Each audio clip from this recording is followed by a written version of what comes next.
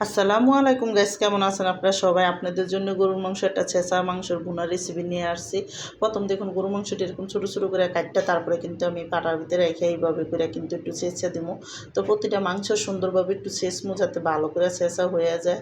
তো যখন এরকম থেতা থেতা ছেঁচা হয়ে যাবো তারপরে কিন্তু সবটি মাংস আমি ছেঁচা নিব এইভাবে কইরা।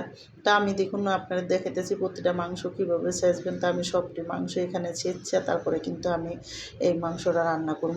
আর এই ছেঁচা মাংসের রেসিপিটা ছেঁচা রান্না করলে কিন্তু এই মাংসটা খাইতে অনেকই মজা লাগে। তো দেখুন এইভাবে করে যখন ছেঁচা হয়ে যাবে আমার মাংসটি, আমি কিন্তু এখানে পেঁয়াজ আর কাঁচামরিচও আমি একসাথে ছেঁচা দিব। তো দেখুন কাঁচামরিচটা এইভাবে আমি আনাম রেখে তারপরে খালি ছেঁচা রান্না করবো, মানে ছেঁচা দিয়া সবটি করবো। আর এখানে পেঁয়াজটিও কিন্তু আমি বেশি করে পেঁয়াজ দিব ছেঁচা। তো পেঁয়াজটিও ছেঁচা হইলে তারপরে আপনাদের দেখাইতেছি আমি মাংসটা কীভাবে রান্না করব। তো এখন দেখুন আমার এই পেঁয়াজটাও সুন্দরভাবে কিন্তু ছেঁচা হয়ে যাবো গা।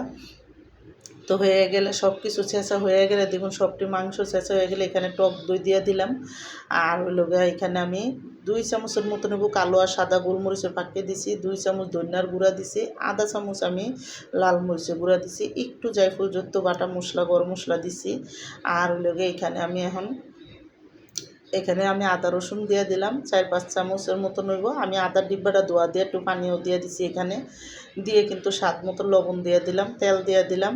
দিয়ে এখন আমি হাতে মাইকা তারপরে মাংসটা বসাবো। এই মাংসটা হাতে মাইকা একটু ম্যারিনেট করে রেখে দেবো আমি কতক্ষণ। তারপরে কিন্তু আমি দেখুন একটু পানি দিয়ে দিছি, দিয়ে কিন্তু এখন বসাইছি। আর এখানে তেজপাতা গরম মশলা এলাচি দিয়ে তারপরে সুন্দর মতন লাড়াচাড়া দিয়ে ডাইকা মাংসটা রান্না করবো।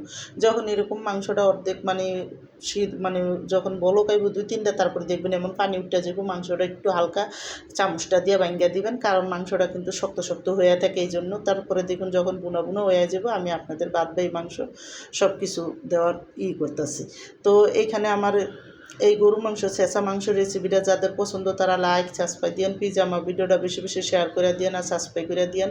আর এইভাবে একবার হলে মাংস বুনা করে দেখেন, অনেকই মজা লাগে। তো আমি কিন্তু দেখুন এখানে যখন মাংসটা এরকম পানি দেওয়ার পরে পুরা শুকায় আকারে কষায় নিছি, কষায় তেল ওঠার পরে এখানে আমি কিন্তু দুধ দিয়ে দিলাম। আধা গ্লাসের মতন দুধ দিয়া অল্প একটু চিনি দিয়ে দিছি যাতে মাংসটা খাইতে আরও মজা লাগে। দিয়ে কিন্তু মাংসটা যখন সুন্দর করে দুধটা দিয়ে শুকায় গেছে, তারপরে এখানে দেখুন বেশি করে কটা শুকনো মরিচ আর কটা পেঁয়াজ দিয়ে আমি একটা দাগানি করবো। এই দাগানিটা আমি মাংসের ভিতরে দিব। তো ঘি দিয়ে দিছি আর একটু তেল দিয়ে দিছি, দিয়ে দাগানিটা করে তারপর দেখুন এখানে দিয়ে দিলাম আর অল্প করে জিরার ফাঁকি দিয়ে দিলাম।